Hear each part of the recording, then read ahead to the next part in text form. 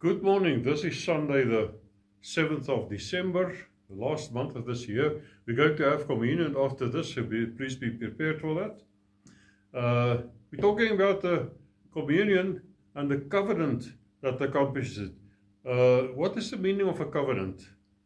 A definition I found is, in a religious context, covenant refers to a sacred agreement between God and a person, or God and a group or community, often involving promises, obligations, and commitments.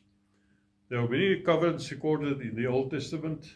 We see the covenant with Noah in Genesis 9, the covenant with Abraham in Genesis 15 and 17. There are covenants with Jacob and Isaac, etc., and the covenant at the Mount of Sinai in Exodus 24. And covenants are sealed in blood. In the New Testament, we find a new covenant, however, sealed in the blood of God's perfect Lamb, Jesus Christ. The covenant is an everlasting one, this covenant. Hebrews 13 verse 20 says, "That good shepherd of the sheep, through the blood of the everlasting covenant."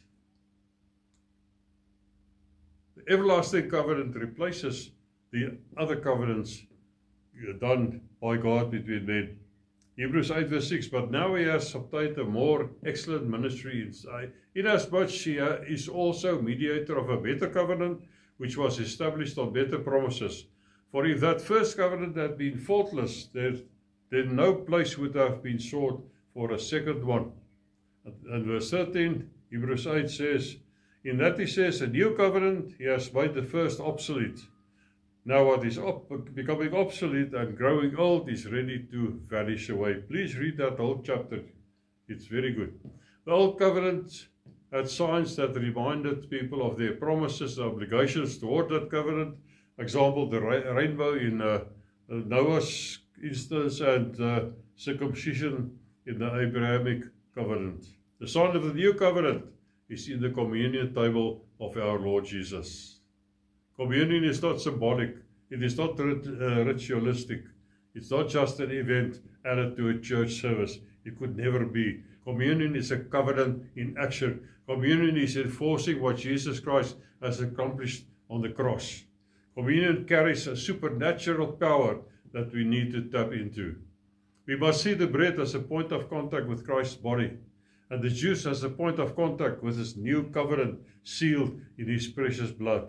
The Lord's Supper is not a memorial of death, but a celebration of victory. The bread is not merely bread, it represents the physical body of Jesus, bruised, broken, and offered for our healing. Isaiah 53:5. "But he was wounded for our transgressions, he was bruised for our iniquities. The chastisement of our peace was upon him, and by his stripes we are healed." And 1 Peter 2 verse 24 says, "For he himself bore our sins in his own body on the tree, that we, having died to sins, might live for righteousness, by whose stripes you were healed." You were healed. These are covenant declarations.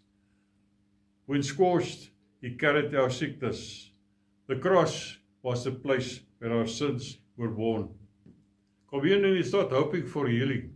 It is participating in healing.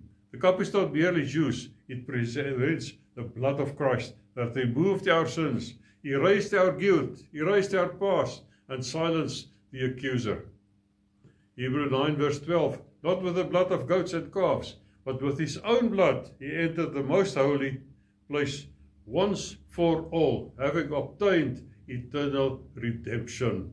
The word obtained there means he acquired. He settled it forever. When we drink of the cup, we're not asking for forgiveness. We are acknowledging forgiveness already purchased. We are reminding ourselves of righteousness, not earned, but received. 1 Corinthians 11 verse 30, "For this reason, many are weak and sick among you, and many sleep." The apostle does not say, you are sick because of sin or disobedience, but for not discerning the Lord's body. We saw that in verse 29. Not discerning means not recognizing, not understanding the covenant meaning. That is when communion is treated as a ritual instead of a covenant. Communion is dangerous because the believer who receives it without the revelation of the covenant forfeits the power it carries. The bread is God's healing power. The cup is God's righteousness applied. The Lord's table is a place where the life of God is ministered to the believer. John 6:53. Then Jesus said to him, most assuredly I say to you, unless you eat the flesh of the Son of Man and drink his blood, you have no life in you. Jesus was not speaking about physical flesh and blood. He was speaking of receiving him fully, his life, his sacrifice, his nature, his covenant. Communion is the believer stepping into agreement with what Christ's body and blood already accomplished. Let's read from 1 Corinthians 11 verse 23. We so often read this part of Scripture. For I received from the Lord that which I also delivered to you, that the Lord Jesus on the same night it was in which he was betrayed, took bread. And when he had given thanks, he broke it and said, take, eat, this is my body which is broken for you. Do this in remembrance of me. In the same manner he also took the cup after supper, saying, the cup is the new covenant. The cup is the new covenant in my blood. Do this as often as you drink it in remembrance of me. What's the meaning of remembrance? To remember Christ and the greatness of the expiatory sacrifice of his death. Remembrance is not the suffering, it is recognizing the victory. It is recognizing the triumph, not the pain endured. It is recognizing the glory released through the cross, not the agony required. Community is not a funeral, it's a victory meal.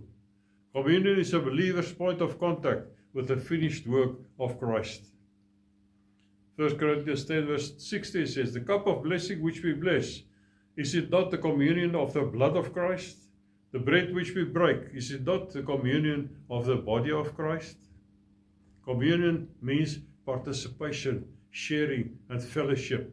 The early church did not have communion occasionally as we do. They did it daily. Acts 2 verse 46. So continuing daily with one accord in the temple, breaking bread from house to house, they ate their food with gladness and simplicity of heart. We carry on with 1 Corinthians 11 verse 26. For as often as you eat this bread and drink this cup, you proclaim the Lord's death till he comes. Proclaim means announce, to laud, to celebrate. Verse 27. Therefore, whoever eats this bread or drinks this cup of the Lord in an unworthy manner will be guilty of the body and blood of the Lord. Unworthy manner, treating the Lord's Supper as a common meal without attributing to it and its elements their proper value. Verse 28.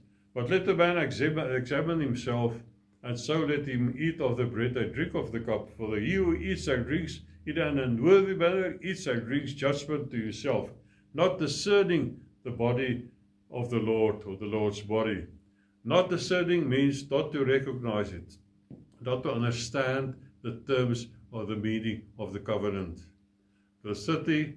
For this reason many are weak and sick among you, and many sleep. For if we would judge ourselves, we would not be judged.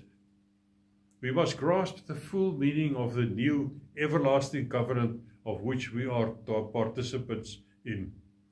It is a covenant between God and man, sealed in the blood of his Son, Jesus Christ. So just let us take a few moments and let this sink in, the meaning of this covenant. Praise God. We're going to turn to the table of the Lord and have communion. Let's pray. Lord Jesus, thank you. God Father, thank you for that you gave Jesus. And thank you, Jesus, that you came to this earth to die on the cross so we could be participants in this wonderful covenant of yours. We praise you for that, and we're going to eat of your flesh. Let us take the bread. And this is the flesh of Jesus Christ that brings healing to our body in terms of this new covenant. Praise God, praise God, praise God.